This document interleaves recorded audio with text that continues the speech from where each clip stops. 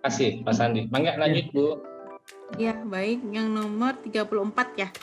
Baik, apakah dengan adanya perizinan tunggal di OSS RBA, perizinan seperti SPPIT, sertifikat produksi pangan industri rumah tangga tetap diperlukan. Perizinan tunggal itu terkait SNI, Bapak Ibu, SNI dengan jaminan produk halal.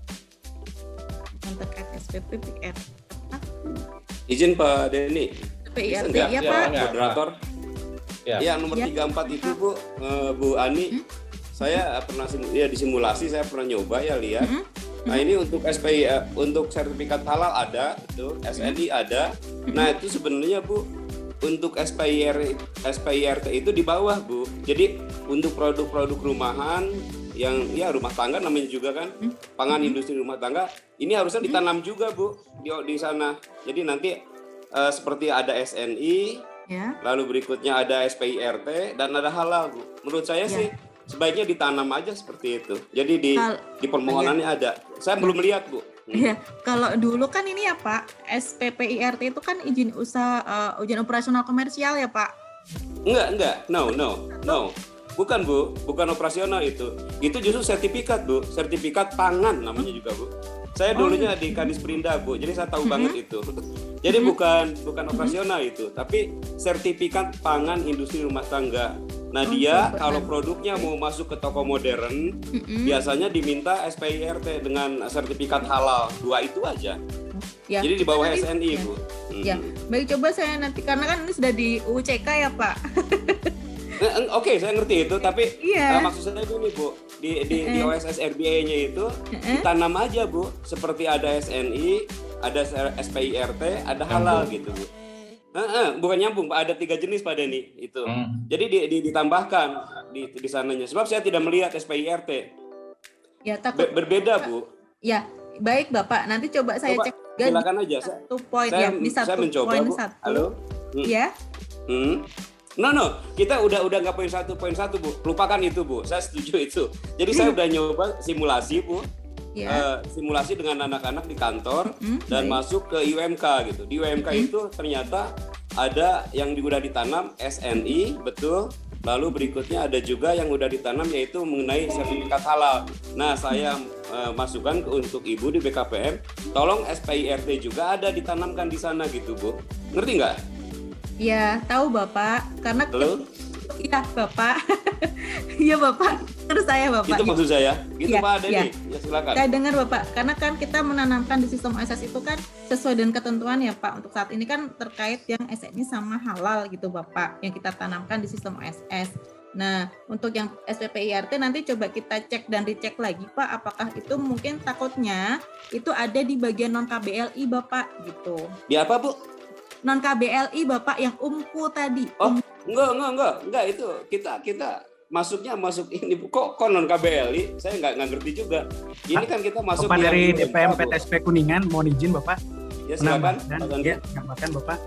Mungkin mohon maaf sebelumnya, karena sistem OSS berbasis risiko itu kita masukkan mappingannya semua ke dalam sistem OSS itu ada dasarnya Pak. Dasarnya adalah PP Peraturan Pemerintah Nomor 5 Tahun 2021 Pak. Lanjut. Di bagian lampiran 1 dan lampiran 2 ya. Di lampiran 1 itu ada kategori A dan kategori B. Kategori A itu KBLI, kategori B itu non KBLI, atau singkatannya adalah UMKU, untuk menunjang kegiatan usaha.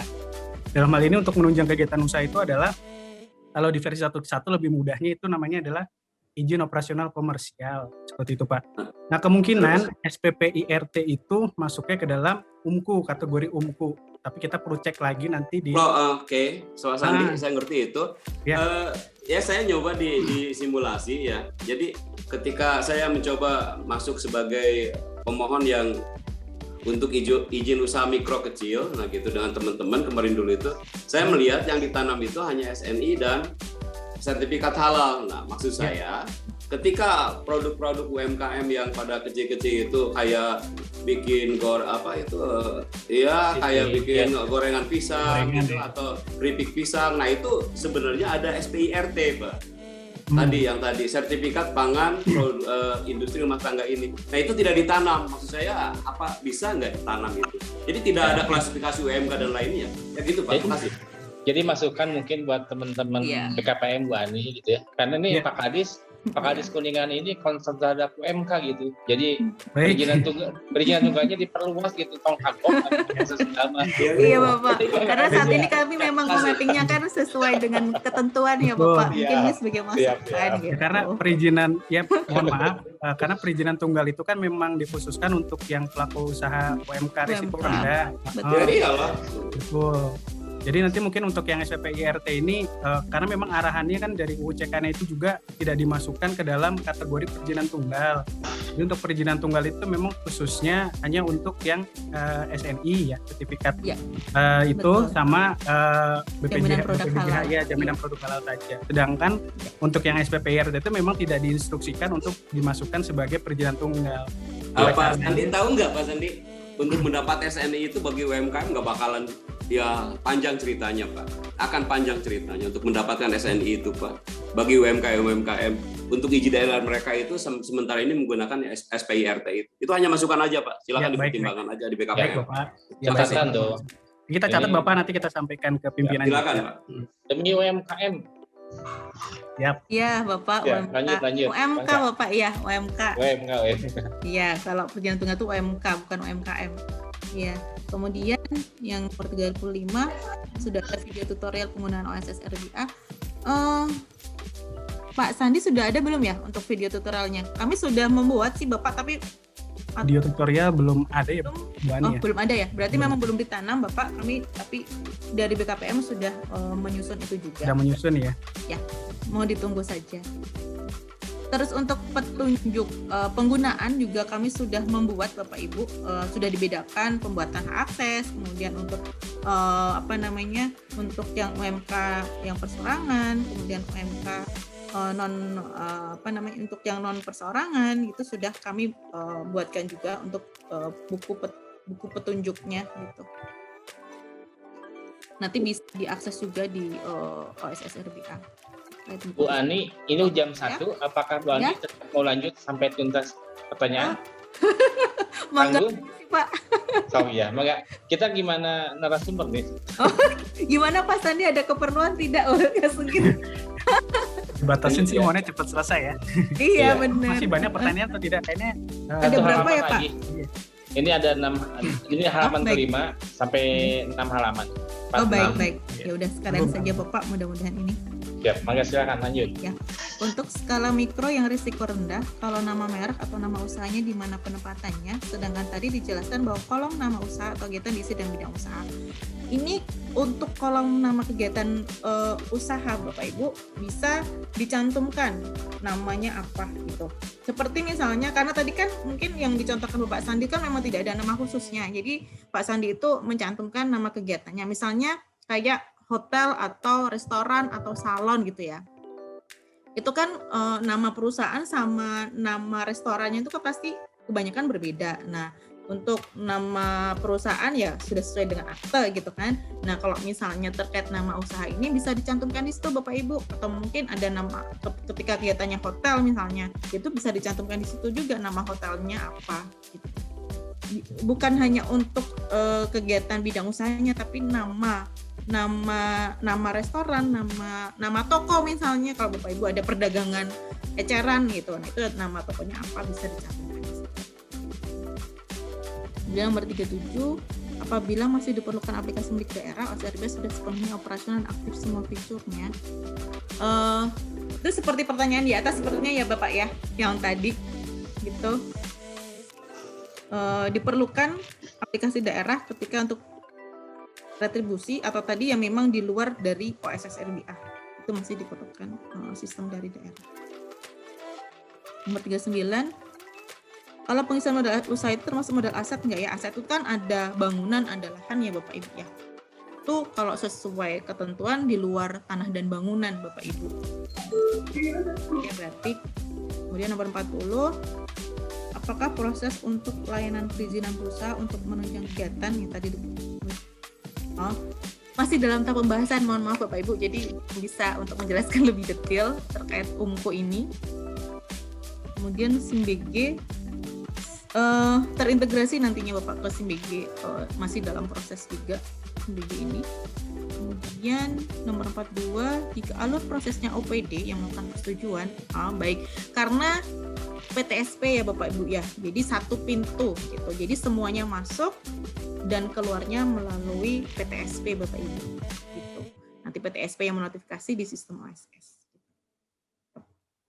Kemudian nomor 43, untuk usaha mikro tidak wajib LKPM. Berhubung di daerah potensi usaha mikro sangat besar, apakah boleh untuk LKPM bagi usaha mikro pelaporannya diakomodir pada sistem daerah? Nah, ini saya belum membaca lebih lanjut Bapak Ibu terkait LKPM ini. Mungkin nanti bisa dicek kembali Bapak Ibu di peraturan BKPM nomor 5. Itu seperti apa untuk bentuk pelaporannya. Mohon maaf ya Bapak Ibu ya, terkait untuk laporan LKPM ini. Atau mungkin kalau misalnya Bapak Ibu ada biasanya kan ada kontak personnya masing-masing ya di unit kami di Dalak gitu. Monggo berkonsultasi ke kontak person yang sudah ada terkait LKPM ini nanti untuk usaha mikro seperti apa, karena memang tidak diwajibkan. Kalau misalnya sebagai laporan ya dan dibutuhkan ya monggo-monggo saja sih Bapak Ibu, karena itu perlu ya untuk istilahnya untuk laporan dari Bapak Ibu semuanya, dan untuk mengetahui lah dari pelaku usaha. Kalau yang risiko menengah rendah kan sudah masuk OSS SPPL-nya dan keluar langsung NIB-nya. Setelah berjalan ada keluhan masyarakat tentang lingkungan. Siapa yang menindaklanjuti pengaduan tersebut? Apakah DPMPTSP atau DLH? Ini bagian pengawasan sih Bapak Ibu sebenarnya. Bagian dari pengawasan, nanti berkoordinasi DPMPTSP dengan DLH, nanti tindak lanjutnya dari hasil verifikasi lapangan itu seperti apa, nanti bisa diberikan sanksi ya Bapak Ibu, tapi dengan step step sesuai dengan ketentuan gitu, bertahap, untuk misalnya tidak langsung dicabut atau harus ada peringatan terlebih dahulu. Untuk perizinan pendukung atau yang tidak ada NIB, perlakuannya seperti apa atau non-KBLI? Nah, itu baru kami bahas Bapak Ibu yang nomor 45 ini. Umuku ya kan ini ya, yang non-KBLI. Baru masih dalam proses diskusi di internal kami dan dengan kementerian ya pasti. Kemudian nomor 46 yang sudah ada IOK dari OSS, apakah masih perlu surat keterangan komitmen dari DPMPTSP? Berarti ini yang 1.1 ya Bapak Ibu ya. Ketika ini sebenarnya tergantung dari DPMPTSP, apakah ketika menotifikasi dari IOK dimaksud ada atau enggak untuk surat permohonan komitmennya. Tapi kalau memang tidak ada, ya tidak perlu gitu. Cukup menotifikasi saja di sistem OSS gitu. Tapi memang kebanyakan biar istilahnya jelas gitu kan, dari DPMPTSP masih membuat atau memproses dari surat permohonan komitmen itu. Tergantung dari DPMPTSP sih Bapak Ibu. Ini kami serahkan sepenuhnya seperti apa.